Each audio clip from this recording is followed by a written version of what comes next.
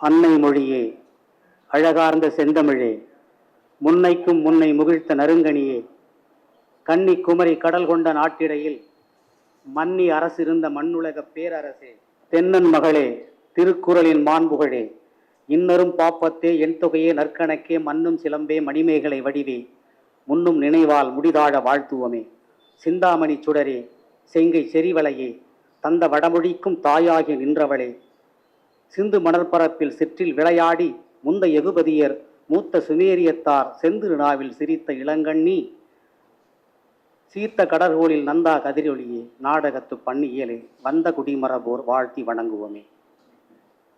துறைதோறும் துறைதோறும் தமிழ் விடுதலை ஆகிட நாம் என்ன செய்ய வேண்டும் என்கிற என் நிகழ்விற்கு தலைமை ஏற்றிருக்கின்ற தோழர் செந்தமிழ் வாணன் அவர்களே, ஆய்வறிஞர் ஐயா இரா சிங்காரவேலனார் அவர்களே, தமிழில் வழிபாடு குறித்து உரையாற்றிய ஐயா சிவ வடிவேலனார் அவர்களே, நீதிமன்றத்தில் தமிழ் ஒழிக்க வேண்டும் என்பதை இங்கே சுட்டிக்காட்டிய வழக்குரைஞர் ஐயா சுப தென்பாண்டியன் அவர்களே, நிகழ்ச்சியின் தொடக்கத்திலே பன்னிசைத்த பாவலர் கீர்த்தி அவர்களே, தொடக்க உரை ஆற்றிய பெரியவர் அருட்கண்ணனார் அவர்களே, இந்த நிகழ்ச்சியிலே நாங்கள் துறைதோறும் தமிழ் விடுதலை பெற வேண்டும் என்ற எண்ணத்தோடு வந்து அமர்ந்திருக்க எல்லா பணிகளையும் தள்ளிவிட்டு அமர்ந்திருக்கின்ற ஆற்றல் சான்ற தமிழ் மறவர்களே, உங்கள் அனைவருக்கும் என் அன்பு கலந்த வணக்கத்தை தெரிவித்துக் கொள்கிறேன். இன்றைக்கு இந்த நிகழ்ச்சி தொடர்பாக காலையில் 3 நாளாக தொடர்ச்சியாக எல்லோருக்கும் அறிவிப்பு கொடுத்திருக்கிறோம். அவர்கள் பல்வேறு வேலைகள் இருப்பதாக சொன்னார்கள். 1 மணி நேரம் கூட ஒதுக்க முடியாதா என்ன வேலை என்று நமக்கு தெரியவில்லை. தமிழர்கள் இந்த நிலையில் தான் இன்று வரை இருக்கிறார்கள். அதுதான் கேவலத்திற்குரிய ஒன்று. எங்கும் தமிழ் எதிலும் தமிழ் என்று முழக்கமிட்டு ஆட்சியை பிடித்தவர்கள் எங்கே தமிழ் எதிலே தமிழ் என்று நம்மை தேட வைத்திருக்கிறார்கள். நகராட்சி கட்டடங்களிலும் மாநகராட்சி கட்டடங்களிலும் பேரூர் ஊராட்சி கட்டடங்களிலும் வெளியே முகப்பிலே தமிழ் வாழ்க என்று வைத்துவிட்டு உள்ளே தமிழை குழிதோண்டி புதைப்புக்குண்டான வேலைகள் எல்லாம் செய்து கொண்டிருக்கிறார். தமிழ் வாழ்க என்று எழுதி வைத்து விட்டால் வாழாது. இன்னும் சொல்ல போனால் தமிழ் வாழும். எப்படி வாழும்? உலக பந்தில் எங்கெல்லாம் ஈழத்தமிழர்கள் இருக்கிறார்களோ அங்கெல்லாம் தமிழ் வாழ்ந்து கொண்டுதான் இருக்கிறது. தமிழை எவனாலும் அழிக்க முடியாது.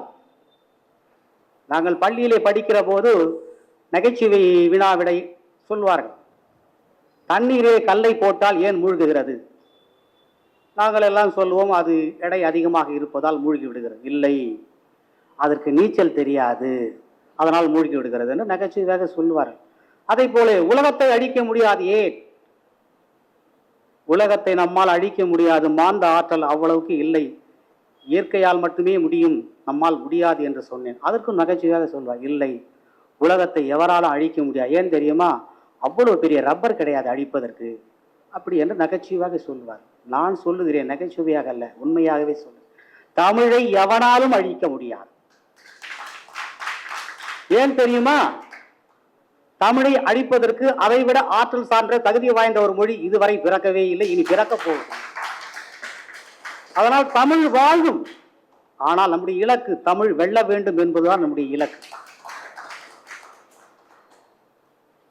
இன்றைக்கு 2000 ஆண்டுகளுக்கு முன்னாலே நம்முடைய இலக்கியத்தில் 26,350 வரிகள் கொண்ட இலக்கியங்கள், சங்க இலக்கியங்கள் இருப்பதால் அதை அன்றைக்கு செக் குடியரசு நாட்டினுடைய ஒரு அறிஞன் சொன்னான். 2000 ஆண்டுகளுக்கு முன்னாலே இது செவ்வியல் மொழிக்குரிய தகுதி பெற்றிருக்கிறது என்று கமில் சுவலமில் என்று ஒரு அறிஞர், பேரறிஞன் சொன்னான்.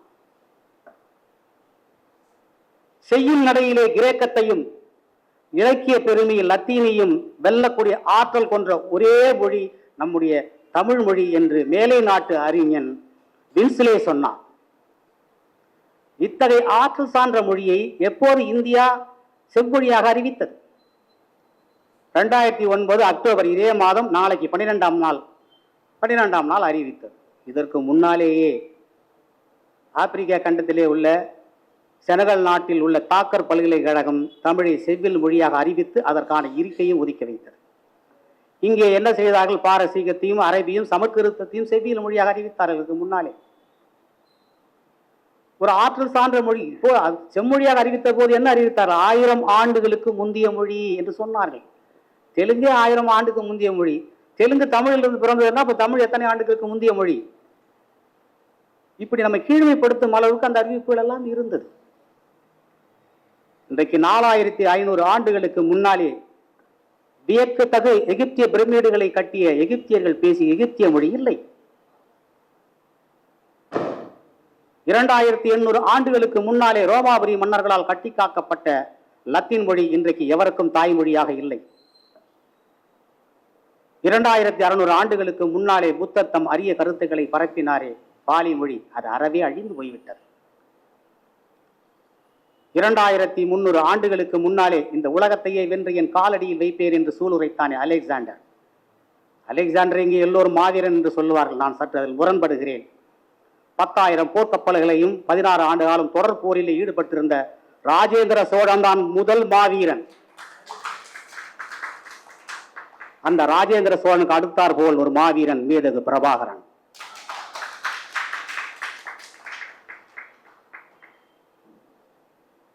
இரண்டாயிரம் ஆண்டுகளுக்கு முன்னாலே அந்த கிரேக்க மொழி பேசினானே அலெக்சாண்டர், கிரேக்கம் இன்றைக்கு திரிந்து விட்டது. 2000 ஆண்டுகளுக்கு முன்னாலே இயேசுநாதர் தம் அரிய கருத்துக்களை பரப்பினாரே ஹீப்ரு மொழியினுடைய கிளை மொழி அரமிக், அது திரிந்து விட்டது. இந்த உலகத்திலே எங்களுடைய சமஸ்கிருதம் தான் சிறந்த மொழி, அதற்கு இணையான மொழியே இல்லை என்று தம் ஊத்தை வாயால் ஊர்தோறும் முழங்கிக் கொண்டு வருகிறார்களே. அந்த சமஸ்கிருதம் 140 கோடி மக்கள் தொகை கொண்ட இந்த இந்திய துணைக்கண்டத்திலே நேருக்கு நேர்கூட இருவர் பேசிக்கொள்ளாத ஒரு மொழி அதுதான். அந்த மொழி இன்றைக்கு தொல்பொருள் காப்பகத்திலே காட்சி பொருளாக வைக்கப்பட்டிருக்கிறது. அது எவரும் பேசாத மொழி. கலப்பு கூட அதில் வரத்துக்கு வாய்ப்பே இல்லை. ஒரு மொழி மக்களோடு பழகும் போதுதான் அது கலப்பு ஏற்படும். கலப்பு கூட வருவதற்கு வாய்ப்பில்லை. அது ரொம்ப கவனமாக காப்பகத்திலே வைத்திருக்கிறார். இப்படி பழம்பெரும் மொழிகள் எல்லாம் வாழ்ந்த காலத்தில் தானும் வாழ்ந்து சிறந்து தம் தோழமை மொழிகளெல்லாம் அழிந்து போன பின்பும் இன்றளவும் இலக்கிய இலக்கண வளமை குன்றாமல் உயிர்ப்போடு மனிதகுல நீண்ட நெடிய வரலாற்றிலே உலா வந்து கொண்டிருக்கிற ஒரே மொழி நம்முடைய தாய்மொழியான தமிழ் மொழி மட்டும்தான். இன்றளவும் பேச்சு வழக்கிலும் எழுத்து வழக்கிலும் நம் மொழி இருக்கிறது. இந்த மொழியை, இவ்வளவு சிறந்த மொழியை வெறும் கருவி, இது கருத்தை மட்டுமே பரிமாறிக்கொள்ளுகிற கருவி என்கிறார்கள். அது யார் சொல்லுவார்களோ, நிறைய கூட்டங்கள் கேட்டிருக்கிறேன். கம்யூனிஸ்ட் தோழர்கள் இது எல்லா கூட்டங்களும் மொழி என்பது வெறும் கருவிதான். அவன் கொடியிலே கருவிதான் வைத்திருக்கிறான். அவனுக்கு அதுதான் வரும் சிந்தனை. எப்போது அது கருவியாக வரும்? மொழி என்பது என்ன? முதலாவது,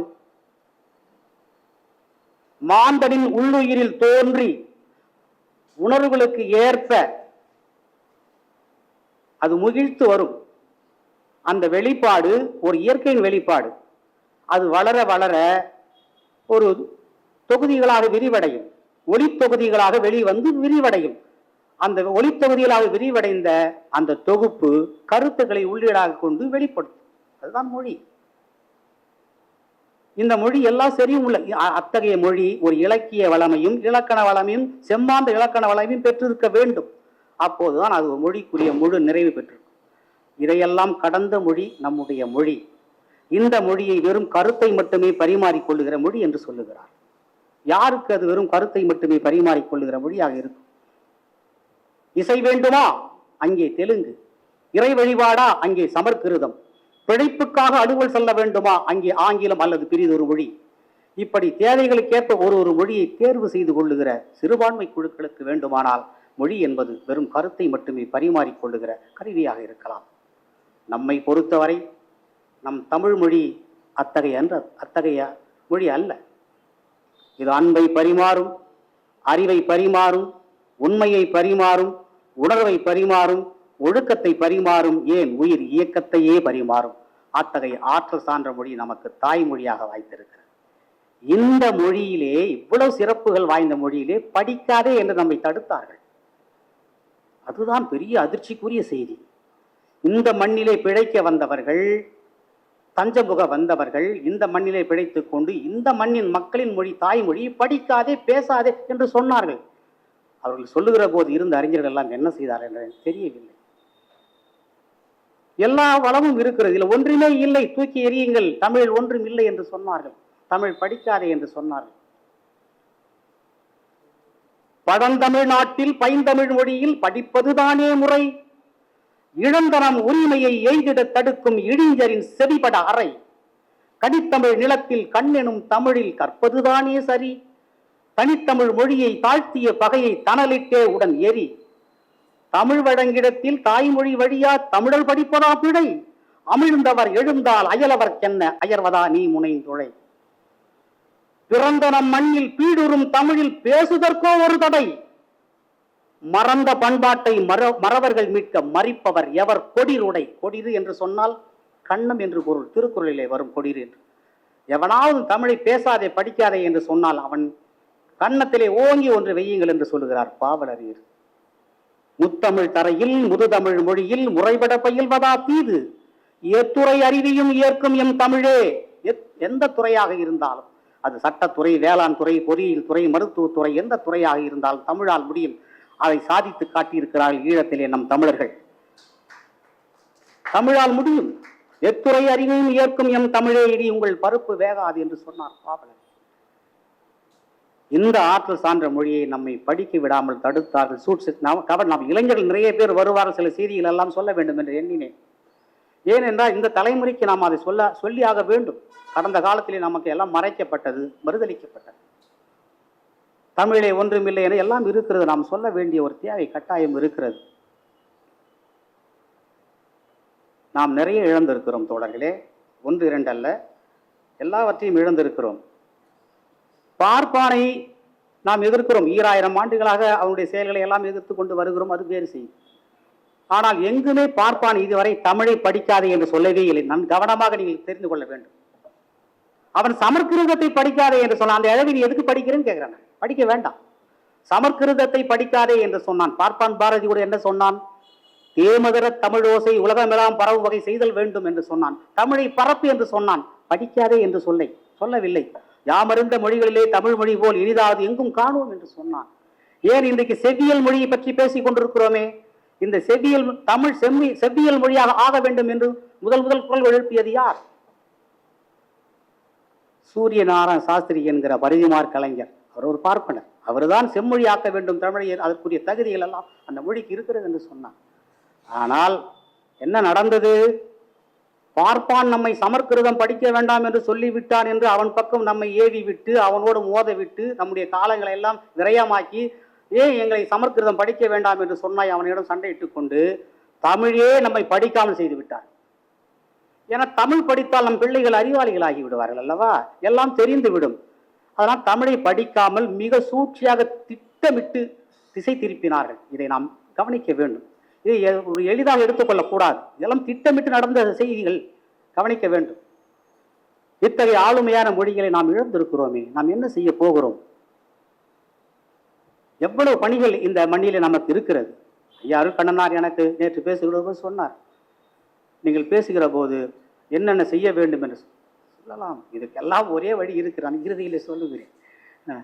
நாம் என்ன செய்வோம்? இப்போ இந்த கூட்டத்திற்கு எத்தனை பேர் வந்திருக்க வேண்டும்? நான் எனக்கு தெரிந்து ஒரு 50 பேருக்கு அழைப்பு விடுத்திருக்கிறேன். அவர்கள் ஒன்றும் பெரிய வேலையெல்லாம் வெட்டி முடிக்கவில்லை, வீட்டில் தான் இருப்பார், நன்றாக தெரியும். வர முடியாது. அவருடைய நோக்கம் எண்ணம் செய்யலாம் வேறு மாதிரியாக இருக்கிறது. ஏனென்றால் கடந்த காலங்களில் அவர்கள் கற்பிக்கப்பட்டது அப்படி. அதனால் அவர்கள் அப்படித்தான் இருப்பார்கள். பகுத்தறிவு புகுத்தி விட்டோம் என்று சொல்லுகிறார்கள். என்ன பகுத்தறிவு? எங்களிடம் இல்லாத பகுத்தறிவாடா? வள்ளுவன் தொடங்கி வள்ளலார் வரைக்கும் எங்களுக்கு பகுத்தறிவை வாரி இறைத்திருக்கிறார்கள். புதிதாக எவரும் இந்த மண்ணிலே பிழைக்க வந்தவரெல்லாம் எங்களுக்கு பகுத்தறிவு சொல்லித்தர தேவையில்லை. தெய்வத்தால் ஆகாது எனினும் முயற்சி தன்மை வருத்த கூலி தரும் என்று வள்ளுவர் சொல்லுகிறார். தெய்வத்தால் ஆகாது. தெய்வ ஆற்றலை பின்னுக்கு தள்ளி மாந்த முயற்சியை முன்னுக்கு வைக்கிறார். மனிதன் முயற்சி மேற்கொண்டால் முடியும், தெய்வத்தால் கூட ஆகாது என்று தெய்வத்தை பின்னுக்கு தள்ளுகிறார். இது இறை மறுப்பு அல்ல, மூட நம்பிக்கையை ஒழிப்பது, அவநம்பிக்கையை ஒழிப்பது. இங்கே நம்முடைய சிவகாலேசன் சொன்னார், நான் நாத்திகன். நாத்திகன் என்றால் இறை மறுப்பாளர் அல்ல. நாத்திகன் என்றால் மடமையை எதிர்ப்பவன், மூட நம்பிக்கை எதிர்ப்பவன் தான் நாத்திகன். இறைவனை எதிர்ப்பவன் நாத்திகன் அல்ல.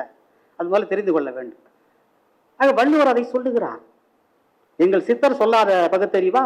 நட்டகல்லும் பேசுவோ நாதன் உள்ளிருக்கையில். எவ்வளவு அழகாக சொல்லுகிறார். எவர் மனதும் புண்படுத்தாமல் சொல்லுகிறார்.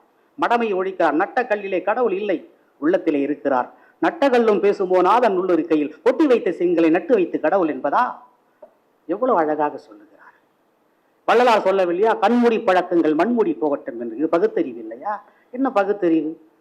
நாங்கள் சொல்லாத பகுத்தறிவு, எங்களுக்கு எங்கள் முன்னோர்கள் சொல்லாத பகுத்தறிவு நீங்கள் புதிதாக வந்து எங்களுக்கு சொல்லிக் கொடுக்க போகிறேன். எல்லாம் ஒரு ஏமாற்று வேலை. இறை மறுப்பு என்பதும் இறை ஏற்பு என்பதும் அவரவர் சொந்த விருப்பம். அதில் தலையிடுவதற்கு எவருக்கும் உரிமை இல்லை.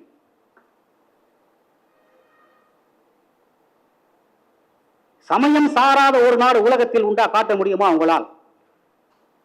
எல்லா நாடுகளும், உலக பந்தில் உள்ள அத்தனை நாடுகளும் சமயத்தை ஏற்றுக்கொள்கிறதோ இல்லை, சமயத்தை மறுதளிக்க முடியாது. சமயம் சார்ந்து இருக்கு அந்த நாடுகள். இன்னும் சொல்ல போனால் இந்த கண்டுபிடிப்பு தாய்மொழியிலே படிக்காதே என்று சொல்கிறார்களே, தாய்மொழியில் படிக்காமல் எவன் ஒருவனாலும் எந்த ஒரு கண்டுபிடிப்புகளையும் கொடுக்க முடியாது. அவன் சிந்திக்கிற பொழுது தாய்மொழியிலே தான் சிந்திக்க முடியும். வெளிப்படுத்துகிற போது பிற மொழியில் கூட வெளிப்படுத்தலாம், அது மொழி மாற்றம் செய்து வரும், சில நொடிகள் எடுத்துக்கொள்ளும். தாய்மொழியில சிந்திப்பதை உடனே சொல்ல முடியும். எப்படி இருந்தாலும் சிந்திப்பது என்பது தாய்மொழியில தான் நடக்கும். இன்றைக்கு நான் பேசிக் கொண்டிருக்கிற ஒளி வாங்கி, கட்டி கொண்டிருக்கிற கடிகையாரம், ஓடிக்கொண்டிருக்கிற மின் விசிறி, இருந்து கொண்டிருக்கிற மின் விளக்குகள், அன்றாடம் பேசிக் கொண்டிருக்கிற அலைபேசி, பார்த்து கொண்டிருக்கிற தொலைக்காட்சி, கேட்டுக் கொண்டிருக்கிற வானொலி, அத்தனை அறிவியல் கண்டுபிடிப்புகளையும் கண்டுபிடித்தவன் அவனவன் தாய்மொழியிலே படித்து கண்டுபிடித்தான் என்பதை மறந்துவிடக்கூடாது. தாய்மொழியை படிக்காத எவனும் எந்த கண்டுபிடிப்பையும் இந்த மண்ணுக்கு இதுவரை வழங்கியதில்லை. அந்த தாய்மொழி கல்வி இங்கு புறக்கணிக்கப்பட்டது. சமயம் சாராத நாடுகள் இல்லை என்று சொன்னாலும் சமயம் சார்ந்த நாடுகள் தான் இருக்கிற. இந்த கண்டுபிடிப்புகளாம் அறிவியல் கண்டுபிடிப்புகளை வழங்கினாலே அறிவியல் அறிஞர்கள் எல்லாம் அவர்களெல்லாம் இறைப்பற்றாளர்கள் தான், இறை நம்பிக்கை உள்ளவர்கள். அவன் கண்டுபிடித்தான் என்பதற்காக புறந்தள்ளி விட முடியுமா? பகுத்தறிவு என்று பேசிக் கொண்டிருப்பவர்கள் முடியாது. ஒரு போலியான எல்லாம் தனக்குத்தான் தெரியும் என்று சொல்லிக் கொண்டு தெரியும். அவை நம்மிடம் எல்லாமே இருக்கிறது, இதை ஏன் இழந்தோம் என்று திரும்ப திரும்ப நமக்கு நாமே கேள்வி கேட்டுக் கொண்டிருக்க வேண்டிய ஒரு காலகட்டாயம் இருக்கிறது.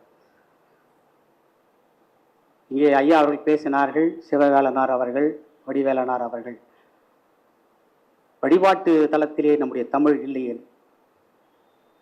காரணம் யார்? இறைவனை எதிர்க்கிறேன் என்ற பெயரில் இறைவனோடு நம்முள்ள தொடர்பையும் துண்டித்து விட்டார்கள்.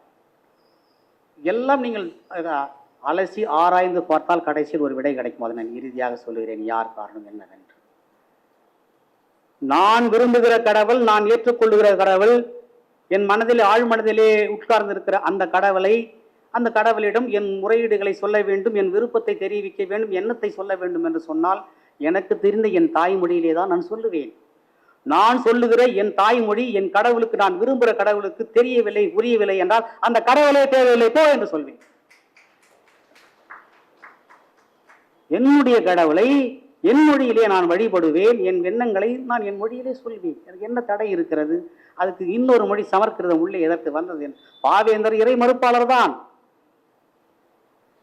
ஆனால் எங்கள் தமிழர்கள் வழிபடுகிற கோயிலிலே தமிழில்தான் அனைத்தும் நடைபெற வேண்டும் என்று சொன்னார். தெற்கோதும் தேவாரம் திருவாய் மொழி என தேர் இருக்க செக்காரம் இறைச்ச வேத பாராயணம் திருக்கோயில் வான் சொற்கோவின் நற்போற்றி திரு அகவல் செந்தமிழில் இருக்கும் போது கற்கோயில் உட்புறத்தில் கால் வைத்தது எவ்வாறு சகத்திரநாமம் என்று கேட்டார். தமிழ் கடவுள் என்று சொல்லுகிறோம் முருகனை. உலகத்தில் எங்கேயாவது சொல்வார்களா? தெலுங்கு கடவுள், மலையாள கடவுள், இங்கிலீஷ் கடவுள் என்று சொல்ல மாட்டார்கள். ஏன் என்று சொன்னால் மொழிக்கு எந்த அளவுக்கு நாம் முதன்மை தருகிறோமோ அந்த இறைவனுக்கு கொடுக்கிறோம். இறைவனை எந்த அளவுக்கு நேசிக்கிறோமோ அந்த அளவுக்கு நாம் மொழியை நேசிக்கிறோம். அது மொழியோடு நாம் வணங்குகிற கடவுளையும் தொடர்பு படுத்தி பார்க்கிறோம். மொழி அத்தகைய முதன்மையானது. நமக்கு மொழி இன்றி எதுவுமே இல்லை. இமயம் போல் உயர்ந்த ஒரு நாடும் தன் மொழியில் தாழ்ந்தால் வீழும் என்பது வரலாறு. பாவேந்தன் சொல்வான் அல்லவா, இனிமை தமிழ் மொழி எமது, எமக்கு வாய்த்திருக்கும் நல் அமுது என்று சொல்வான். தாயை பழித்தவனை யார் தடுத்தாலும் விடேன், தமிழின் மேன்மையை தடுத்தவன் எவனாயிரும் என் தாயே தடுத்தாலும் விடேன் என்று சொல்லுவார். தமிழுக்கு கேடு வந்திருக்கிறது. நாம் என்ன செய்ய போகிறோம்? புரட்சி செய்ய வேண்டும். புரட்சிக்கான வழிகளை எல்லாம் நாம் கண்டு இளைஞரிடம் சொல்ல வேண்டும். அதற்கு அந்த கூட்டத்துக்கு இளைஞர்களை வரவழைக்க வேண்டும். நாம் நம்ம 60 அகவை கடந்தவர்கள் தான் பெரும்பாலும் இங்கே கூடியிருக்கிறோம். இளைஞர்கள் வருவதில்லை. அவருடைய செயல் எண்ணம் எல்லாம் வேறு மாதிரியாக திசை திருப்பப்பட்டு, ஆண்கள் எல்லாம் மதுக்கடையிலே மயங்கி கிடக்கிறார்கள், பெண்கள் எல்லாம் தொலைக்காட்சி பெட்டிக்குள் நுழைந்து விட்டார்கள். நாம் என்ன செய்ய போகிறோம் என்பது எனக்கு ஒரு கலக்கமாகவே இருக்கிறது. அடுத்த நூற்றாண்டுக்குள்ளாவது தமிழ் விடுதலை பெறுமா என்கிற ஒரு பெருமூச்சு இருக்கிறது. இந்த தமிழை படிக்காமலே தொடக்கல் அண்ணா 1968 முதலமைச்சர் 67 ஆன போது 68 ஒரு அரசாணை பிறப்பித்தார். 1/24/1968 அன்று அண்ணா அரசாணை பிறப்பித்தார். என்ன தெரியுமா? பயிற்று மொழியாக வட்டார மொழியும் தாய்மொழியும் இருக்கும், இரண்டாவது மொழியாக ஆங்கிலம் இருக்கும் என்று சொன்னார். அவர் போட்ட முதல் ஓட்டை அதுதான். 50 ஆண்டுக்கும் மேலாக இன்று வரைக்கும் தமிழ்நாட்டு கல்வியை நாம் மேம்படுத்த முடியாமல் சிக்குண்டு கிடக்கிறோம். அவர் அன்றைக்கு மட்டும் பயிற்று மொழியாக தமிழ் மட்டுமே இருக்கும், இரண்டாவது மொழியாக ஆங்கிலமோ பிறகு ஒரு மொழியோ இருக்கும் என்று சொல்லி இருந்தால் இன்றைக்கு தமிழ்நாட்டு கல்வி மேம்பட்டிருக்கும். இந்த போராட்டம் நமக்கு தேவையில்லை, இந்த கூட்டமும் நமக்கு தேவையில்லை. ஆக அண்ணா செய்த பெரும்பிழை அதுதான், அது இன்னும் நீடிக்கிறது. இது யாரும் மறுத்துவிட முடியாது.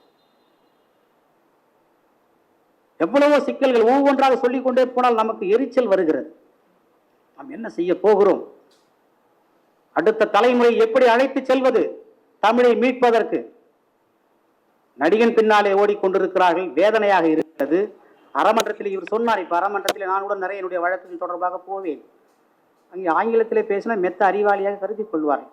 அவனுக்கு ஒரு வசதி, ஐயா வழக்கறிஞர் கோபித்துக் கொள்ளக்கூடாது. ஏனடா இவன் ஆங்கிலத்தில் அவன் வேற ஏதோ குடும்ப கதையை பேசிக் கொண்டிருப்பார்கள். 2 வழக்கறிஞர்கள் நம்ம வழக்கை தான் அவர்கள் பேசிக் கொண்டிருப்பார்கள். இவன் நினைத்துக் கொண்டிருப்பான். உண்மையிலே பாதிக்கப்பட்டவனுக்கு அவனுக்கு என்ன பேசுகிறான்னு தெரியாது. தெரிந்தால் அவனுக்கு கூட கொஞ்சம் சொல்லுவான், ஐயா இப்படி நடந்துச்சு, நீங்க சொல்ற மாதிரி இப்படி நடந்துச்சுன்னு கூட சொல்லுவான், எடுத்து கொடுப்பான் சில செய்தியை. ஆகவே உயர்நீதிமன்றத்தில் இருப்பவர்கள் முதல் தமிழர்களாக இருக்க வேண்டும். கீழ்மட்டத்தில் இருக்கிறவர்களும் தமிழர்களாக இருக்க வேண்டும். நீதிபதிகள் கீழமை நீதிமன்றங்களும் தமிழர்களை அமர்த்த வேண்டும். சட்டக்கல்லூரியிலே தமிழை பயிற்சி மொழியாக ஆக்க வேண்டும். நீங்கள் வாதிட வேண்டும் வழக்கறிஞர்கள் தமிழிலே வாதாட வேண்டும் என்றெல்லாம் சொன்னால் அடிப்படையிலே தமிழ் கல்வியிலே எப்படி வாதிடுவார்கள்? அவர் அடிப்படையில் இருந்தே தமிழ் வர வேண்டும். தொடக்க கல்வியில் இருந்து ஆராய்ச்சி கல்வி வரைக்கும் தமிழிலே படித்தால் தான் அவனால் வாதிட முடியும். சட்ட புத்தகங்கள் அனைத்தையும் தமிழ் மொழிபெயர்க்க வேண்டும். இல்லை என்றால் நடக்காது. எவ்வளவு அரசு உறுதுணையாக இருக்க வேண்டும் என்று ஐயா வழக்கறிஞர் பேசினார். இருக்க மாட்டார்கள். எப்படி இருப்பார்கள்? தமிழை உயர்த்தி தமிழை முதன்மைப்படுத்துகிற ஒரு செயலை இந்த அரசு செய்யுமா? இது தமிழர்களுக்கான அரசு என்று நீங்கள் நம்பிக்கொண்டிருக்கிறீர்களா? செய்யாது. இதே தெலுங்கில் செய்ய சொல்லுங்கள், எல்லா வேலையும் செய்வார்கள். கடிந்து வந்து ஆந்திராவில் இருந்து கூட வருவார்கள், மூட்டை கட்டி கொண்டு பணத்தை இறைப்பதற்கு தெலுங்கிலே வாதிடலாம் என்று சொல்வார்கள். இது தெலுங்கு நாடாய் போய்விட்டது. அதை முதல் நீங்கள் கவனத்தில் கொள்ளுங்கள். இந்த தமிழர் நாடுல இப்போது ஒரு மாநாடு போல் நடத்தினார். கல்வி தொடர்பான ஒரு மாடு, கல்வியில் சிறந்த தமிழ்நாடு. கல்வியில் சிறந்த தமிழ்நாட்டில் யாரை அழைக்க வேண்டும்? சிறந்த தமிழ் கல்வியாளர்களை அழைக்க வேண்டும். திரைப்பட நடிகர்களை அழைத்து வந்து ஆந்திராவில் அழைத்து வந்து மாநாடு நடத்துகிறார்கள். என்ன கூத்து இது? இதெல்லாம் எப்படி மக்களிடத்தில் நாம் சொல்ல போகிறோம்? ஐயா அவர் சொன்னார்களே, தெருத்தரவா போய் சொல்ல வேண்டும். அரங்கத்துக்குள்ளே சொன்னால் இது பயன் இல்லை. நாம் வீதி வீதியாக போக வேண்டும். எவ்வளவோ மனக்குமுறல்கள் எல்லாம் இருக்கிறது நம்மிடத்திலே. நம் பிள்ளைகளை நாம் தவறாக கற்பித்துக் கொண்டிருக்கிறோம். இதனால் வரையில் நம் பிள்ளைகளுக்கு சரியான கற்பித்தல் இல்லை. நாம் வெளிப்படையாக ஒப்புக்கொள்ள வேண்டும். நம்முடைய முன்னோர்களை இந்த தமிழுக்கும் மொழிக்கும் மண்ணுக்கும் பாராட்டிய அந்த அறிஞர் பெருமக்களை நம் பிள்ளைகளிடத்திலே நாம் சொல்ல தவறிவிட்டோம். அவர்களை அறிமுகப்படுத்த நாம் தவறிவிட்டோம். நம்முடைய பிழை குற்றம் ஏற்றுக்கொள்ள வேண்டும். நம் தாத்தா யாரு? நம் பிள்ளைகளுக்கு என்ன சொல்லி கொடுத்திருக்கோம்? நம் தாத்தா காந்தி, நம் மாமா நேரு, நம் தந்தை பெரியார், இதைத்தான் சொல்லிக் கொடுத்தோம். இந்த மண்ணுக்கும் மக்களுக்கும் தொடர்பில்லாத அந்நியர்களை நம் பிள்ளைகளுக்கு ஐக்கியமாக்கி நெருக்கமாக வைத்ததன் விளைவு இதெல்லாம். நம் முன்னோர்களை இந்த தமிழுக்கும் இந்த மண்ணுக்கும் இனத்திற்கும் பாடாற்றியவர்களை தெரிந்து கொள்ளாமல் போய்விட்டது. நம் தாத்தா யார் என்று சொல்ல வேண்டும். இந்தியாவின் மானம் கப்பல் ஏறக்கூடாது என்பதற்காக தன்மானத்தோடு கடலில் கப்பல் செலுத்தினானே வ.உ. சிதம்பரம் பிள்ளை. எத்தனை பேருக்கு நம்முடைய பிள்ளைகளுக்கு தெரியும்? எவ்வளவு பெரிய அறிஞர், பாரத்லா பட்டம் பெற்றவர். சிறை கொட்டிலே எத்தனை துன்பங்களை அனுபவித்தார் அவர். சிறையிலே எல்லோருமே அன்றைக்கு இருந்தார்கள். காந்தி, நேரு எல்லோருமே சிறையில் இருந்தார்கள், வ.உ.சி. உட்பட. ஆனால் காந்திக்கும் நேருக்கும் அங்கே எழுதுகோலும் தாளும் கொடுக்கப்பட்டது, பேனாவும் பேப்பரும் கொடுத்தார்கள். அவர்கள் கடிதம் எழுதினார். காந்தி கடிதம் எழுதினார், நேரு தன் மகளுக்கு டிஸ்கவரி ஆஃப் இந்தியான் கடிதம் எழுதினார். ஆனால் செக்கிழுத்த செம்மல் வ.உ. சிதம்பரத்திற்கு என்ன கொடுத்தார்கள்? தாளும் எழுதுகோளுமா கொடுத்தார்கள். 250 கிலோ எடை உள்ள செக்கையும் சங்கிலியால் பிணைக்கப்பட்ட அந்த செக்கை கொடுத்தார்கள் இழுக்க சொல்லி. அது மட்டுமல்ல தோழர்களே, அவருடைய வழக்கறிஞர் உரிமம் பறிக்கப்பட்டது. நேருடைய வழக்கறிஞர் உரிமம் பறிக்கப்படவில்லை, அம்பேத்கர் அவர்களுடைய உரிமம் பறிக்கப்படவில்லை, காந்தியினுடைய உரிமம் பறிக்கப்படவில்லை, ராஜாஜின் உரிமம் பறிக்கப்படவில்லை.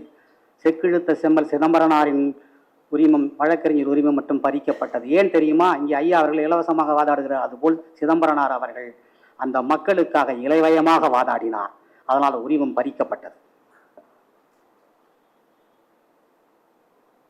பஞ்சாபிலே லாலா லஜபதி ராய், மராட்டியத்திலே பாலகங்காதர திலகர், வங்காளத்திலே விபின் சந்திரபால், தென்னகத்திலே நம்முடைய வாவு சிதம்பரம் பிள்ளை.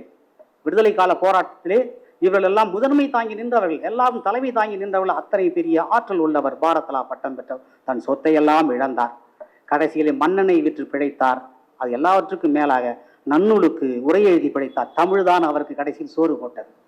சுரேசியம் அவருக்கு சோறு போடவில்லை. அந்த செம்மலை, செக்கிழுத்த செம்மலை நம் பிள்ளைகளுக்கு நாம் அறிமுகப்படுத்த வேண்டும். நம் தாத்தா யார்? வாவு சிதம்பரம் பிள்ளை என்று பிள்ளைக்கு சொல்லிக் கொடுங்கள். நம் தந்தை யார்? தனித்தமிழ் இயக்கம் தோற்றுவித்த மறைமலை அடிகளார் என்று சொல்லிக் கொடுங்கள். நம் மாமா யார்? வரிசையாக சொல்லுங்கள். புரட்சி பாவலர் பாவேந்தர், தமிழறிமா பாவலர் பெருஞ்சித்திரனார், மொழிநாயர் தேவநேய பாவாணர், கலிய பெருமாள் ஐயா, சொல்லுங்கள். வரிசையாக நம் பிள்ளைக்கு சொல்லிக் கொடுங்கள். தவறுதலான கற்பித்தலின் காரணமாக நம் பிள்ளைகள் நம் முன்னோர்களை தெரிந்து கொள்ளாமல் போய்விட்டார். இனி வருங்காலத்தில் அந்த பிழையை நாம் செய்துவிடக் கூடாது. தமிழனுடைய பெருமை நாம் அரங்கத்துக்குள் பேசிக் கொண்டிருக்கும் உலகமே வியந்து பார்க்கிறது. இந்த கீழடி நாகரிகம் இப்ப கண்டுபிடித்தார்களே, அது இது நாள் வரை மண்முடி கிடந்தது ஒரு பாதுகாப்பான செயல் என்றே நான் கருதுகிறேன். 50 ஆண்டுகளுக்கு முன்னாலே கீழடி ஆய்வு செய்திருந்தால் அதை முழுக்க அதுக்கு நூலே எழுதியிருப்பார். அது திராவிட நாகரிகம் என்று. அந்த கீழடி ஆய்வுகள் செய்தி வெளிக்கொண்டு வந்து வைத்த உடனேயே அமர்நாத் அவர் கொண்டாந்து வைக்கிறார், செய்தி சொல்லுகிறார். ஐயா நெடுமாறத்திலும் சொன்னார், அதை மாநாடே நடத்தினும் அது தொடர்பாக. உடனே சு வெங்கடேசன் என்ற தெலுங்கன் உடனே திராவிட நாகரிகம் என்று எழுதுகிறான். ஒரு அறிக்கை விட்டான், கீழடியிலே உள்ளது திராவிட நாகரிகம் என்று. நான் ஐயா நெடுமாறன் இடத்திலே போய் சொன்னேன், ஐயா சு வெங்கடேசன் அவருக்கு தெலுங்கன் என்று அவருக்கு தெரியாது. அவர் கோவை ராமகிருஷ்ணன் தெலுங்கன் என்று 3 ஆண்டுக்கு முன்னாடி தான் தெரியும். நான் சொல்லி தான் தெரியும். நான் சொன்னேன், தெரிந்து கொள்ள. இனம் போன்று இனமல்லார் வள்ளுவர் சொல்லுவார். இனம் மாறியே இருப்பான், நம்பிடாத. இதைத்தான் பாவேந்தர் சொன்ன, இனம் அல்லடா அவன் பகைவன், இதெல்லாம் உட்பகை. நான் அந்த சு வெங்கடேசன் அறிக்கை கொடுத்திருக்கிறான், நீங்கள் மறுபறிக்கை கொடுங்கள். நீங்கள் கொடுங்கள், கட்சியின் தலைவர். நான் கொடுப்பதை விட நீங்கள் உலகத்தமிழ் பேரமைப்பின் சார்பாக நீங்கள் கொடுங்கள் என்று சொன்னேன். உடனே ஐயா அறிக்கை கொடுத்தார். கீழடி நாகரிகம் திராவிடர் நாகரிகம் அல்ல, அது தமிழர் நாகரிகம் என்று அறிக்கை கொடுத்தார். சிந்து சமவெளி நாகரிகத்துக்கு முன்பே முந்து சமவெளி நாகரிகமாக தமிழர்களின் ஆற்றங்கரை நாகரிகம் திகழ்ந்தது. தமிழருடைய நாகரிக முன்னேற்றத்திற்கான காரணம் நிறைய உண்டு. ஆனாலும் அந்த ஆற்றங்கரை நாகரிகம் உலகம் முழுக்க பரவியது. நாகரிக முன்னேற்றத்தின் முதல் குடிமக்கள் தமிழ் குடிமக்கள் என்று இன்றைக்கு உலகம் ஒப்புக்கொண்டுள்ளது. எவராலும் மறுக்க முடியாது. ஆக நம்முடைய இந்த தொன்மைகளை எல்லாம் மீட்டுருவாக்கம் செய்ய வேண்டும். ஐயா அருக்கணனார் சொன்னார், இது எல்லாம் ஏற்கனவே இருந்ததுதான், இடையிலே இது மறுதளிக்கப்பட்டது, மறைக்கப்பட்டது. இதையெல்லாம் எடுத்து மக்களிடத்திலே சொல்ல வேண்டும். இதை மீட்டுருவாக்கம் செய்து நம் இளைஞர்களிடத்திலே கொடுக்க வேண்டும். அவர்கள்தான் இதை களம் காண வேண்டும். நாம் மொழியாலும் ஒன்றுபட வேண்டும். இனம், இந்த தமிழினம் ஒன்றுபடவே இல்லை. நம்முடைய எழுத்துக்கள் இணை எழுத்துக்கள் என்று தமிழில் இருக்கிறது. எத்தனை தமிழ் ஆசிரியருக்கு தெரியும் என்று எனக்கு தெரியவில்லை. நான் இளங்கலை வணிகம் படித்தவன். அதன் பிறகுதான் நான் தமிழில் நாட்டம் கொண்டு தமிழ் இலக்கியங்களை படித்தேன். இணை எழுத்து கானா சா டானா தானா சொல்லுகிறோமே, காங்கா ஒரு இனம், சாஞா ஒரு இனம், டானா ஒரு இனம், தானா ஒரு இனம். நீங்க எழுதி பாருங்கள், தூவலும் உங்கள்கிட்ட தாளும் இருந்தால் எழுதி பாருங்கள். அங்கம், தங்கம், சங்கம் என்று எழுதினால் அந்த எழுத்துக்கள் எங்க வரும்? தங்கம் என்று எழுதினால் கா பக்கத்தில் நா வரும், இன்னு வரும். ஊஞ்சல், ஏஞ்சல் எது எழுதினாலும் அந்த சா வரும், இஞ்சி பக்கத்தில் சா வரும். மண்டபம், ஆண்டாள், இது போல அந்த இன்டாவனா அந்த டா பக்கத்தில் நா வரும். இது இனமான எழுத்துக்கள். தந்தம், சொந்தம், பந்தம் என்று எழுதினால் நா பக்கத்தில் தா வரும். இது ஒன்றோடு ஒன்று தொடர்புடைய எழுத்துக்கள். இதுக்கு பேர் இணை எழுத்துக்கள் என்று தமிழில் பெயர். நம்முடைய எழுத்துக்கூட நம்ம தமிழில் எவ்வளவு அறிவார்ந்த நிலையிலே இணை எழுத்துக்கள் என்று வைத்திருக்கிறான். ஆனால் இந்த இனம் ஒன்றுபடவில்லையே. பாவலரர் ஐயாவிடத்திலே போய் ஒருவன் கேட்டான், ஐயா, நீங்கள் தமிழனை பெருமை பேசுகிறீர்களே, இந்த இனம் ஏன் ஒன்றுபடவில்லை என்று கேட்டான். ஐயாக்குள்ள வருத்தம், அதையும் அடக்கி கொண்டு சொன்னார், தம்பி, காட்டிலே விலங்குகள் எல்லாம், குறிப்பாக மான்கள் எல்லாம் கூட்டம் கூட்டமாக வாழும், யானைகள் எல்லாம் கூட்டம் கூட்டமாக வாழும், குதிரைகளும் இன்ன பிற விலங்குகள் எல்லாம் கூட்டம் கூட்டமாக வாழும். அரிமா இருக்கிறது, அரிமா சிங்கம், அது தனித்து தான் இருக்கும். அது எதனோடும் சேராது, தன் இனத்தோடும் சேராது, தனித்தே இருக்கும். தமிழன் ஒருவரும் அரிமா என்றார், புகழ்ச்சிக்காக இல்லை, வயிற்றெரிச்சலோடு சொன்னார். நாம் ஒன்றுபடவில்லை. 4 பார்ப்பான் ஒன்னா சேர்ந்தா என்ன செய்வான், 4 தமிழன் ஒன்னா சேர்ந்தா என்ன செய்வான்னு சொல்றேன். பார்ப்பனர் 4 சேர்ந்தால் பகை பூசல் போராமை மற்றும் ஆர்ப்பரிப்பு எதுவுமின்றி அவரின வேருக்குள் நீரை வார்ப்பதெப்படி, தமிழினத்தை தூர்ப்பதப்படி என்றெல்லாம் எண்ணுவான். இது பாப்பான் பண்ற வேலை. 4 தமிழர்கள் ஒன்று சேர்ந்தால் என்ன செய்வார்கள்? அந்தோ இவ்வுலகில் அனைவருக்கும் மூத்ததாம் நம் செந்தமிழ் இனத்தில் 4 சேர்ந்திடில் தமக்குள் தாமே குந்துதல், குடைதல், குத்தல், குழி பறித்திடுதல் எல்லாம் சந்தையில் நடப்பது போல் சடுதியில் நடந்து போகும். இவன் ஒருவனை ஒருவன் ஏய்ப்பான், ஒருவனை ஒருவன் மாய்ப்பான், உருவாகி திரளும் போது ஒருவனை ஒருவன் சாய்ப்பான். குருவினை முதுகில் குத்தி மாணவன் குடைந்து பார்ப்பான், எருவென பயனாகின்ற எவராவது ஐயா அருக்கண்ணார் போன்ற, சிவகாளிதாசன் போன்ற தொண்டு செய்ய வந்தால் இணைந்தே எதிர்ப்பான். இதுதான் தமிழருடைய பண்பு. அந்த நிலைக்கு தமிழர்கள் ஒன்றுபட்டிருக்கிறார். இவனுக்கு தெரியவில்லை நாம் எப்படியெல்லாம் ஏமாந்து போனோம், யாரால் ஏமாற்றப்பட்டோம். நீதி கட்சியின் வரலாறு எத்தனை பேருக்கு தெரியும் என்று எனக்கு தெரியவில்லை. நான் 86 வரைக்கும் திராவிட முன்னேற்ற கழகத்திலே மாணவரணி அமைப்பாளராக இருந்தேன். 86 வெளியேறினேன். அன்று முதல் இன்று வரைக்கும் ஐயா பாவலரர் பெருஞ்சித்தனாரை சந்தித்த நாள் முதல் இன்று வரைக்கும் தமிழ் தேசிய பாதையில் தொடர்ந்து நடையிட்டுக் கொண்டிருக்கிறேன், வழுவாமலும் நழுவாமலும். அந்த நீதி கட்சி நான் மேடைகளில் பேசுவது படிக்க வேண்டிய ஒரு தேவை இருந்தது. நான் படித்தேன். 1916 நீதி கட்சி தொடங்கப்படுது. 16 37 வரைக்கும் நீதி கட்சி ஒரு தனித்துவத்தோடு இருந்தது. அதில் இருந்த தலைவர்கள் ஒருவர் கூட தமிழர்கள் இல்லை. ஆனால் தொடங்கியதே நடேச முதலியார் என்கிற தமிழர் தான். அவர் பெயர் இன்றைக்கு பார்த்தால் கொஞ்சம் கொஞ்சமாக மறைக்கப்பட்டு வருகிறது. அதில் இருந்த தலைவர்கள் எல்லாம் தெலுங்கர்கள். நீதி கட்சி 1920 ஆட்சி அமைக்கிறது. 37 வரைக்கும் நீதி கட்சி ஆளுகிறது. அதில் இருந்த தமிழர் முதல்வர்கள் எல்லோரும் தெலுங்கர்கள். சுப்பராயலு ரெட்டியார் அதில் இருந்த முதல்வர் சொல்கிறேன், நீங்கள் குறித்து வைத்துக் கொள்ளுங்கள். பனகல் அரசர் தெலுங்கர், பொப்ளி அரசர் தெலுங்கர், முனுசாமி நாயுடு தெலுங்கர், கூர்ம வெங்கட ரெட்டி தெலுங்கர். 5 பேர் முதல்வராக இருந்தாங்க. ஒருத்தம் கூட தமிழன் இல்லை. பிடிஆர் ராஜன் எவ்வளோ முயற்சி பண்ணார், நீதி கட்சியில் இருந்தவர், அவர் முதல்வராக வேண்டும் என்று, முடியவே இல்லை.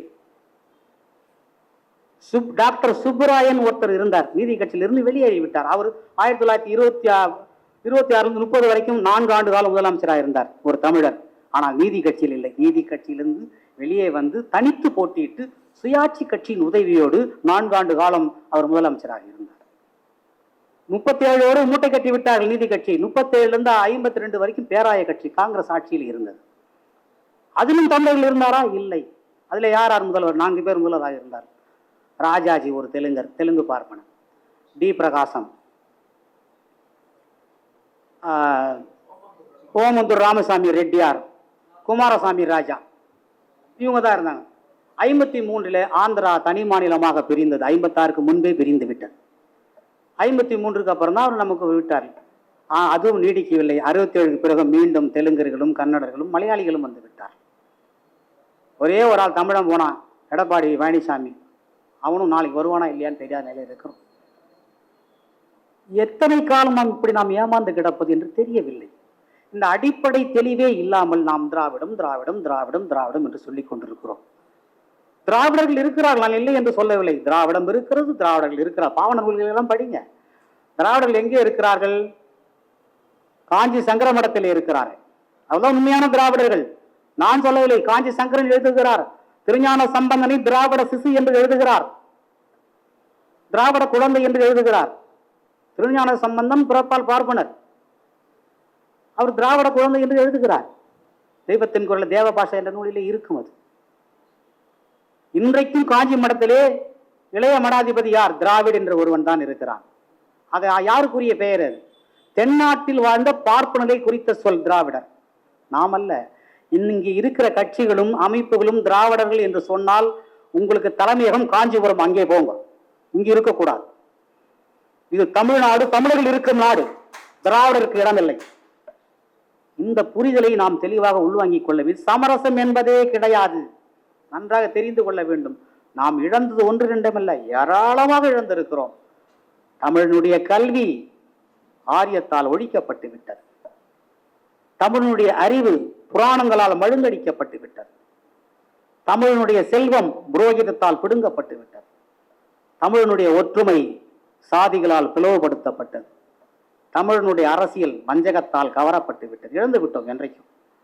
தமிழனுடைய பண்பு பகுத்தறிவின் பேரால் பாழாக்கப்பட்டு விட்டது.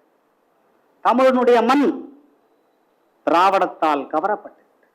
பறிகொடுத்து விட்டோம். இப்படி ஏராளமா இன்றைக்கு தமிழ்நாட்டினுடைய நிலப்பரப்பு என்ன?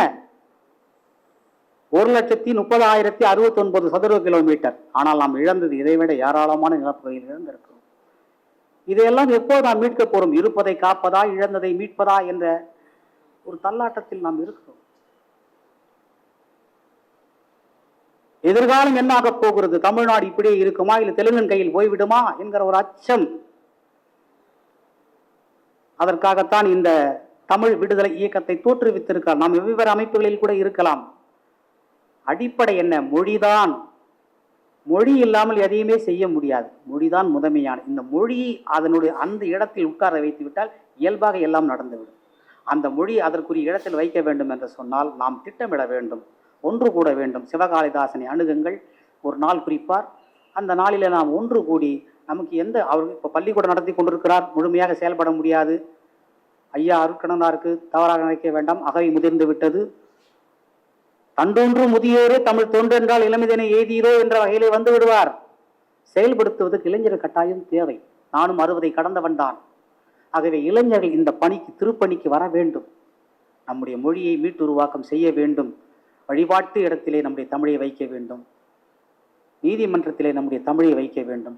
கல்வியில் தமிழ்நாட்டு கல்வி வர வேண்டும். தமிழிலே படிக்க வேண்டும். மொழி, இனம், அது பாவலர் கடைசியாக சொன்னார். அவர் இறுதி நாளிலே சொன்னது, ஆரியம் திராவிடத்தோடு கைகோர்த்து கொண்டது, இனி திராவிடம் நமக்கு பயன்படாது என்று எச்சரிக்கை விடுத்தார். மறைமலை அடிகள் தொடங்கி பெருஞ்சித்தனார் வரைக்கும் தமிழ் தேசியத்தையும் தனித்தமிழையும் மீட்டு உருவாக்கம் செய்வதற்கு மிக அளவில் போராடினார். மொழி, இனம், நாடு, இந்த மூன்று நம் உயிர் மூச்சாக எண்ணி நாம் வாழ வேண்டும். என் மொழி, என் இனம், என் நாடு நலிகையில் எதனையும் பெரிதனை எண்ண மாட்டேன். வேறு எவரையும் புகழ்ந்துரை சொல்ல மாட்டேன். வரும் புன்மொழி பழியுரை துன்பங்கள் யாவையும் பொருட்டென மதித்துளம் கொள்ள மாட்டேன். இந்த பூட்கையில் ஓரடி தள்ள மாட்டேன். பூட்கை என்று சொன்னால் கொள்கை. இந்த கொள்கையிலிருந்து விலக மாட்டேன். என் மொழி தாய்மொழி, அதை விடு தெவர்மொழி ஆயினும் கற்க மாட்டேன். வேறு எவரையும் கைத்தொழ நிற்க மாட்டேன். ஒரு புன்மொழி, புலைமொழி, புதுமொழி எதுவும் புலத்தினில் கால் வைக்க ஒப்ப மாட்டேன். கோடி பொண்ணுக்கும் தமிழ் மனம் விற்க மாட்டேன் என்று சொன்னார் பாவலர். 2 இட்லி வாங்கி கொடுத்தாலே மாறிடும். கோடி பொண்ணுக்கும் தமிழ் மனம் விற்க மாட்டேன் என்று சொன்ன ஆற்றல் சான்ற தமிழ் மறவர்கள் வாழ்ந்த மண் இது. தெரிந்து கொள்ள வேண்டும். நம்மை நம்பி இந்த மண்ணை ஒப்படைத்து விட்டு போயிருக்கிறார்கள் நம் முன்னோர்கள். சாவை தொலைத்தேன், தமிழ் தாய்க்கு வாழ்கின்றேன். பாவொன்றினாலே தமிழ் பண்பாடு காத்திடுவேன். நாவை அசைத்தால் ஒரு 400 இலக்கம். மூவேந்தர் பேரர் ஒருவர் நம்மை நம்பிட்டு போனார். மூவேந்தர் பேரர் நாம் என்று பகை முற்றும் தொலைப்பர் என்று சொன்னார். நாம் செஞ்சோமா? எங்கேயுமே தமிழ் இல்லையே. 56 ஆட்சி மொழி சட்டம் கொண்டு வரப்பட்டது. என்ன ஆனது? அப்படி கிடப்பில் போடப்பட்டிருக்கிறது. இந்த அரசு நிறைவேற்றும் என்று எதிர்பார்த்தால் கிடைக்காது. சென்னையிலே நீங்கள் இப்போ சென்னையில், ஆவடியில், எல்லா பகுதியிலும் போனாலும் இன்றைக்கு எல்லாம் விளம்பர பழைய அத்துணையுமே ஆங்கிலத்தில். ஒரு வெள்ளையன் இந்த தமிழ்நாட்டிற்கு வந்தால் எவனிடம் முகவரி கேட்காமல் தானே கண்டுபிடித்து போய்விடுவான். அந்த அளவுக்கு ஆங்கிலமயமாக இருக்கு. மணக்க வரும் தென்றலில் குளிரா இல்லை, தோப்பில் நிழலா இல்லை, தனிப்பரிதான் துன்பமுது தமிழகத்தின் தமிழ் தெரிவில் தமிழ்தான் இல்லை என்று புலம்பினான் பாதி. இந்த தமிழை ஆட்சி மொழியாக்க வேண்டும், பயிற்று மொழியாக்க வேண்டும், அறமன்ற மொழி. அன்றைக்கே அறமன்ற அவயம் என்று இலக்கியத்தில் நம் சங்க இலக்கியங்கள் இருக்குது, படித்து பார்த்தால் தெரியும். நம்ம இலக்கியத்தை படிக்காதே என்று சொன்னதற்கு இதுதான் காரணம் என்று நினைக்கிறேன். இலக்கியத்துக்குள் நீ புகுந்து படித்தால் எல்லா செய்தியும் உள்ளே இருக்கிறது. வேறு எதையும் நீங்கள் படிக்க வேண்டாம். அவ்வளவு. அதனால்தான் இன்றைக்கு ஜப்பான், சீனா, கொரியா போன்ற நாடுகளில் பிள்ளைகளுக்கு தமிழ் ஒரு பாடமாக தமிழ் கற்பித்துக் கொண்டிருக்கிறார்கள். தமிழ் அவ்வளவு செய்திகள் இருக்கிறது. தமிழ் அறிவியல் என்று தனியாக ஒரு நிகழ்ச்சியில பேசுகிறேன். அவ்வளவு அறிவியல் செய்திகள் தமிழ்ல இருக்கிறது. அதனால்தான் திட்டமிட்டு நம்மை திராவிடர்கள் தமிழ் படிக்காமல் தடுத்து நிறுத்தினார்கள். விளங்கிக் கொள்ள வேண்டும். இந்த செய்திகளை எல்லாம் நம் இளைஞர்களுக்கு எப்போது எடுத்து செல்ல போகிறோம்? தமிழுக்கு இடையூறாக எவன் இருந்தாலும் நீங்கள் எதை வேண்டுமானாலும் செய்யலாம். அதில் துணிவோடு இருங்கள். அதில் மாற்ற சமரசம் செய்து கொள்ளக்கூடாது. இனி இழப்பதற்கு நம்மிடம் எதுவுமே இல்லை. நாம் எல்லாவற்றையுமே இழந்திருக்கிறோம் தோழர்களே. இந்த மொழியிலே கலப்பு ஏற்பட்டு விட்டது. ஒரு மொழி கலப்பு ஏற்பட்டால் இனச்சிதைவு ஏற்படும். தமிழிலே ஒரு மொழி கலக்கும் போது இன்னொரு மொழி பிறக்கும். ஒரு மொழியிலே மக்கள் பேசுகிற மொழி இன்னொரு மக்களோடு பேசுகிற போது கலப்பு ஏற்படும். அது பெயர் சொல் மட்டும்தான் வரும். வினை சொற்கள் அந்த மொழியிலே கலந்தால் மொழிச்சிதைவு, இனச்சிதைவு ஏற்பட்டுவிடும். இன்றைக்கு நீங்கள் சிந்தித்து பாருங்கள். தமிழிலே பிற மொழி கலக்காமல் இருந்தால், தமிழ் மட்டுமே இருந்திருந்தால், ஆந்திராவிலே உள்ள தெலுங்கனும், கர்நாடகத்திலே உள்ள கன்னடனும், கேரளாவிலே உள்ள மலையாளியும் தமிழர்களாக இருந்திருப்பார்கள். நாம் எண்ணிக்கையில் பெரும்பான்மையாக இருந்திருப்போம். இந்த மொழி கலப்பு ஏற்பட்டதனால் இனச்சிதைவு ஏற்பட்டது. ஆனால் மொழியை பேண வேண்டும் என்று தனித்தமிழ் இயக்கத்தை தோற்றுவித்தார் அடிகளார் அவர். ஒரு முறை ஐயா கிருபானந்த வாரியார் அவர்களிடத்திலே ஒரு அன்பர் போய் ஒரு வேண்டுகோள் வைத்தார். கிருபானந்த வாரியார் மிகப்பெரிய அறிவு கடல். அவருடைய அறிவுக்கு காஞ்சி சங்கரன் கால் தூசுக்காக மாட்டான். அவ்வளவு பெரிய அறிவு கடல். அந்த அன்பர் போய் கிருபானந்த வாரியாரிடத்திலே கேட்டான், ஐயா, நான் புதிதாக ஒரு அங்காடி திறக்கிறேன், பல்பொருள் அங்காடி திறக்கிறேன், அதை நீங்கள் வந்து திறந்து வைக்க வேண்டும் என்று. வாரியார், சரி தம்பி, நான் வருகிறேன் என்று சொன்னார். மகிழ்ச்சியோடு போனவன் சட்டென்று திரும்பி வந்தான். திரும்பி வந்து கேட்டான், ஐயா, என்ன தம்பி, நான் தான் வருகிறேன் என்று சொல்லிவிட்டேன், பிறகு என்ன என்று கேட்டான். இல்லை, நீங்கள் வருவதாக ஒப்புக்கொண்டீர்கள், மகிழ்ச்சி, ஒரு குழப்பம் என்ன என்று கேட்டான். நீங்களோ முருகபக்தர், நானோ சிவபக்தன்.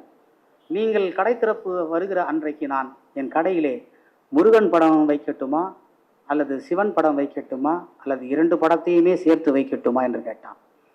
வாரியார் சொன்னார், தம்பி, உன் கடையில் நீ சிவன் படம் வைப்பாயோ முருகன் படம் வைப்பாயோ அல்லது இரண்டு படத்தையுமே சேர்த்து வைப்பாயோ அது உன் விருப்பம். ஆனால் எக்காரணம் கொண்டும் உன் கடையில் இருக்கிற பொருள்கள் கலப்படம் மட்டும் வைத்து விடாதே என்று சொன்னார். உண்ணுகிற உணவில் கூட கலப்படம் கூடாது என்று எண்ணுகிறவன் தமிழன். உயிர் மூச்சாக உயிர்ப்பாக இருக்கின்ற தமிழிலே கலப்படம் வந்தால் எப்படி ஏற்றுக்கொள்வான்? தமிழை கண்ணா வினா என்று மணிப்பிரவாள நடை என்று எழுதி கொண்டிருந்தார்கள். இப்போது அது தான் அடிகளுக்கு பிறகு அது தடை செய்யப்பட்டது. இன்னும் சிலர் அப்படித்தான் பேசிக் கொண்டிருக்கிறார்கள். அதே ஒரு மகிழ்ச்சி, பெருமையும் கூட. கலந்து பேசினால் ஒரு மகிழ்ச்சி. இதையெல்லாம் சரி கட்ட வேண்டும். அதற்கு ஒரு தமிழ் விடுதலை இயக்கம், நாம் எந்த அமைப்பில் இருந்தாலும் பரவாயில்லை, தமிழ் விடுதலை இயக்கம் அதற்கான முயற்சியை முன்னெடுத்திருக்கிறது தோழர்களே. அந்த முயற்சியில் நாம் ஈடுபடுத்திக் கொள்ள வேண்டும். நமக்கு பல்வேறு வேலைகள் இருக்கலாம், பணிகள் இருக்கலாம், அது வேறு. உன் வீட்டில் பக்கத்தில் ஒரு அடி தள்ளி வேலையை போட்டு விட்டால் சும்மா விட, நான் அரசு பணியில் இருக்கிறேன், அது வழக்காகிவிடும், நான் போக மாட்டேன், விட்டு விடுவாயா? அறிவாலை கொண்டு ஓடுகிறாய், எல்லாம் வெட்டுவதற்கும் வீசுவதற்கும் ஒரு அடி மண்ணை கூட கொடுக்க முடியல. பல ஆயிரம் சதுர கிலோமீட்டர்களை களவாண்டு விட்டு போய்விட்டாங்க, கிழித்தோம். மொழியை அப்படித்தான் கபலீகரம் செய்கிறார்கள். சும்மா இருக்கு, எந்த பணி தூக்கி எறிந்து விட்டு வாருங்கள். இதை விட என்ன வேலை நமக்கு இருக்கிறது? இதுதான் நமக்கு முதல் பணி. இதை நாம் செய்ய வேண்டும்.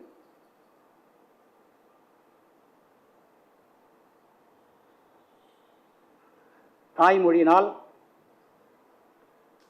இன்றைக்கு தாய்மொழி நாள் என்று சொல்ல வங்க மொழியை தான் நாம் எடுத்துக்கொள்கிறோம். 1948 டாக்கா பல்கலைக்கழகத்திலே ஜின்னா அவர்கள் மாணவர்களிடையே உரையாற்றுகிறார். அவர் உரையாற்றும் போது சொல்ல, பாகிஸ்தானில் ஒரே மொழி ஆட்சி மொழியாக இருக்கும், அது உருது மொழியாகத்தான் இருக்கும் என்று உரையாற்றுகிறார். அந்த மாணவர்கள் கூட்டத்திலே ஒருவன் எழுந்து எதிர்ப்பு குரல் கொடுக்கிறான். முடியாது, நாங்கள் ஏற்றுக்கொள்ள முடியாது. எங்கள் மொழி வங்க மொழி, வங்க மொழியிலே தான் நாங்கள் பேசுவோம், எழுதுவோம், எல்லாம் வங்க மொழியிலே தான் நிகழ்வுறும்.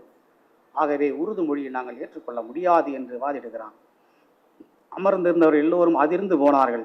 பாகிஸ்தானின் தந்தை என்று போற்றப்படுகிற ஜின்னாவையை எதிர்த்து ஒருவன் குரல் கொடுக்கிறானே, யார் என்று அதிர்ந்து போனார்கள். அப்படி குரல் கொடுத்த மாணவன் வேறாரும் அல்ல, பின்னாளிலே வங்கதேசத்தின் தந்தை என்று போற்றப்பட்ட ஷேக் முஜிபுர் ரஹ்மான். அவன்தான் வங்கதேசத்தின் தந்தையான். அன்றைக்கு உருதுவை வங்காளிகளை எதிர்த்ததால் வங்க நாடு பிறந்தது. இந்தியை திணிக்கும் இந்தியத்தையும் இந்திய தேசியத்தையும் தமிழ் தேசியம் பொது எதிர் என்று சொல்லிக் கொண்டு வருகிற திராவிடத்தையும் இணைந்து என்றைக்கு தமிழர்கள் எதிர்க்கிறார்களோ அன்றைக்கு தான் தமிழ் தேசம் மலரும் என்பதை மறந்துவிடக் கூடாது. இல்லை எவருக்கும் நாம் சாமரசம் செய்து கொள்ளக் கூடாது. ஐயா அவர்கள் கேட்டாரே, இதுக்கெல்லாம் என்ன விடை? இல்லை, எல்லாத்துக்கும் ஒரே விடைதான்.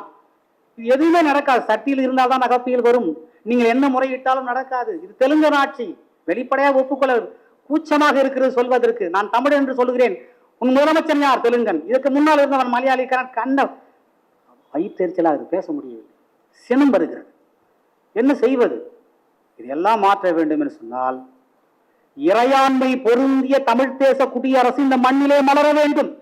அப்போதுதான் இதர் எல்லாவற்றுக்கும் முட்டுக்கட்டை ஒரு தீர்வு. இந்த தமிழ் தேசம் மலர்ந்தால்தான் தமிழ் அதற்குரிய இடத்தில் போய் அமரும். அதற்கான வேலையை நாம் செய்ய வேண்டும், திட்டமிட வேண்டும். தமிழ் விடுதலை இயக்கத்திலே நம்மை இணைத்துக் கொண்டு அது தொடர்பான பணிகளிலே நாம் செயலாற்ற வேண்டும். நடிகில் பின்னாலே பார்த்தோம், கடந்த கிழமையிலே நடந்த கொடூரங்களை எல்லாம் பார்த்தோம். இவ்வளவு மன வருத்தமாக. ஈழ சிக்கல் வருகிற போது ஒருவனாவது வந்தான் அந்த போராட்டத்திற்கு? ஒருவன் கூட வரவில்லை. இவன் சாகட்டும் என்று கூட நினைப்பு வருகிறது. அவ்வளவு பாவலர் சொல்வார், எனக்கென எதுவும் இல்லை இந்த இனங்கட்ட தமிழனின் நிலை தவிர. இவன் தனக்கும் உதவான், தமிழுக்கும் உதவான், தன்னின நன்மை நாட்டுக்கும் உதவான், சென்ற திசையிலே திருப்பும் இல்லாமலே தேம்பியும் திரிவான், எல்லாம் திட்டி விடுவார். பிறகு சொல்வார், இருப்பினும் ஒரு கை பார்த்திடலாம், அவன் இழிவினில் ஒரு துளி தீர்த்திடலாம் என்ற ஒரு நம்பிக்கையோடு சொல்வார். அந்த இழவைத்தான் நாமும் செய்து கொண்டிருக்கிறோம். இவனை எப்படியாவது மல்லு கட்டி திருப்பி விடலாம் என்று. ஒரு படித்த இளைஞனையோ படித்த அறிஞனையோ ஒரு வழக்கறிஞரையோ போய் நீங்கள் அரசியலுக்கு வருகிறா என்ற ஒரு ஊடகவியலாளர் செய்தியாளர் கேட்பதில்லை. ஒரு வழக்கறிஞரை பார்த்து நீங்கள் அரசியலுக்கு வருகிறீர்களா என்று கேட்பதில்லை. ஒரு பொறியாளனை கேட்பதில்லை. ஒரு மருத்துவனை கேட்பதில்லை. அது மெத்த படித்த ஒரு அறிஞர்களை கேட்பதில்லை. திரைப்பட நடிகனை போய் கேட்கலாம், எப்போது நீங்கள் அரசியலுக்கு வருகிறீர்கள்? இது ஊடகம் செய்கிற பணி. அதன் விளைவு என்ன ஆயிற்று? இன்றைக்கு 40க்கும் மேற்பட்டவர்களை நாம் இழந்திருக்கிறோம். படித்தவன் புலம்புகிறான், படித்தோமே வீணாக, படித்தோமே 4 படம் நடித்தோமா, ஆட்சியை பிடித்தோமா என்று இல்லாமல் வீணாக படித்தோமே. 4 படம் நடிச்சா முதலமைச்சர் ஆயிடலாம். நீ என்ன உள்ள படிச்சு என்ன பண்ண முடியும்? அவ்வளவு கேடுகட்ட நிலையிலே இருக்கிறது. கமலஹாசன் அண்மையிலே ஒரு திரைப்பட விழாவிலே பேசுகிறான். அவன் அதற்கு முன்னாலே பேசுகிறான், நீங்கள் கேட்டிருப்பீர்களோ என்ன தெரியவில்லை. அவன் இதற்கு முன்னாலே ஒரு அரங்க நிகழ்விலே பேசுகிறான், எனக்கு பாலச்சந்தர் தான் வாழ்க்கை தந்தார் திரைப்படத்துறையிலே, என்னை வாழ வைத்துக் கொண்டிருப்பது மலையாளிகள் என்று தமிழ்நாட்டின் சென்னை தலைநகரத்திலே சொல்லுகிறான். இதை நான் தலைநகர் சென்னையிலே சொல்லுவதற்கு எனக்கு ஒன்றும் அச்சம் இல்லை என்று சொன்னான். ஏன் தெரியுமா? அவன் மலையாள பார்ப்பான். அவன் இப்ப அண்மையிலே திரைப்பட விழாவிலே, தமிழ்நாட்டில் நடந்த விழாவிலே, தமிழிலிருந்து கிளைத்த மொழி கன்னடம் என்று சொன்னான். கர்நாடகத்தில் பேசியிருந்தால் சொல்லியிருக்க மாட்டான். அங்கே கன்னடத்திலிருந்து தமிழ் பிறந்தது என்று சொல்லியிருப்பான். அவன் இங்கே சொன்னாலும் அப்படி சொன்னான். அவன் ஒன்று பொய் சொல்லவில்லை, உண்மையை சொன்னான். மொழியில் வல்லுநர்கள் எடுத்து என்ற செய்தித்தான் அவன் சொன்னான். அவன் விரும்பி சொல்லவில்லை, அதுதான் உண்மை. கொதித்தெழுந்தார்கள் கன்னடம் எப்படி சொல்லலாம் தமிழிலிருந்து கிளைத்த மொழி கன்னடம் என்று? கன்னடம் தனித்து இயங்கக்கூடிய மொழி, அது தனியாக தான் பிறந்தது. தமிழுக்கும் அதுக்கும் தொடர்பில்லை என்று. எங்களிடம் இருந்து கிளைத்த மொழி உங்களுக்கே இவ்வளவு சினம் வருகிறது. உங்களில் ஒருவன் எங்களுக்கு தலைவனாகவும் தந்தையாகவும் ஆக்கி வைத்திருக்கிறீர்களே, நாங்கள் எவ்வளவு வருத்தப்பட வேண்டும்?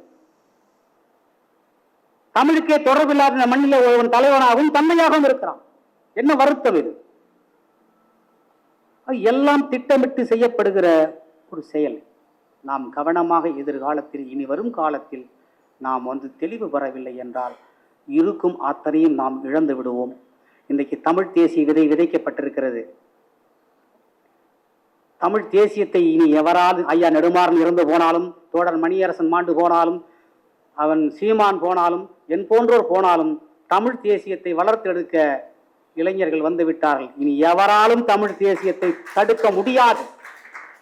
தமிழ் தேசிய வித்துக்கள் விதைக்கப்பட்டு விட்டன. அது முளைத்து முகிழ்த்து வருகின்றது. இனி வருங்காலம் தமிழ் தேசியம்தான். பிற மொழிக்காரர்களை ஓடவிட்டு அடிக்கின்ற நாள் நெருங்கிவிட்டது. ஆகவே நாம் எல்லோரும் துணிச்சலோடு, தமிழுக்கு கேடு வந்தால் எதிர்த்து நின்று போராடுங்கள். எவனையும் நீங்கள் பார்க்க வேண்டாம், நமக்கு தெரிந்தவர் வேண்டப்பட்டவர் என்றெல்லாம் கூடாது. மிக தெளிவாக இருக்க வேண்டும். துணிச்சலோடு எதிர்கொள்ளுங்கள். என்ன மிஞ்சி போனால் உயிர்? உயிர் நமக்கு மயில் போன்றது. பார்ப்பான் வேறு, கேலி கூத்தியாக எழுதினான். அவன் எழுதிய நோக்கம் வேறு. அவனுடைய உயிரும் அவனுடைய மயிரும் நம்முடைய உயிரும் சமம் என்று அவன் எழுதி வைத்திருந்தான். ஆனால் நமக்கு உயிர் மயிர் போன்றது என்பதை ஈழத்திலே புலிகள் செய்து காட்டினார்கள். துச்சமாக எண்ணினார்கள் உயிரை. அந்த புலிகள் வழி வந்தவர்கள் நாம். தமிழர்கள் நம்ம முன்னோர்கள் நமக்கு சொல்லிவிட்டு போன ஏராளமான செய்திகளை உள்ளீடாக கொண்டு நாம் தமிழர் என்கிற பெருமிதத்தோடு நாம் நடையிடுவோம். இனி வருங்காலம் தமிழ் தேசியத்தை நோக்கி போக வேண்டும். இந்த தமிழ் தேசியத்தை முன்னெடுக்கும் போது, தமிழை முன்னிறுத்தும் போது எவனாவது குறுக்கே தலையிட்டு தடைக்கல்லாகவோ முட்டுக்கட்டையாகவோ வந்தால் அவனை முறித்து விடுங்கள். தரிக்கினார் பிற தேசத்தார் தமிழன்பால் என் நாட்டான்பால் வெறுப்புடும் குற்றம் செய்தால் ஆவால் விரைந்தன்னாரில் முதுகெலும்பை தமிழர்கள் நொறுக்கினார்கள் எனும் செய்தி கேட்டு இன்பத்தில் குதிக்கும் நாள் என்னாலோ அன்றைக்கு தான் தமிழ் தேசத்துக்கு பொன்னால், தமிழுக்கு நன்னாள். நன்றி, வணக்கம்.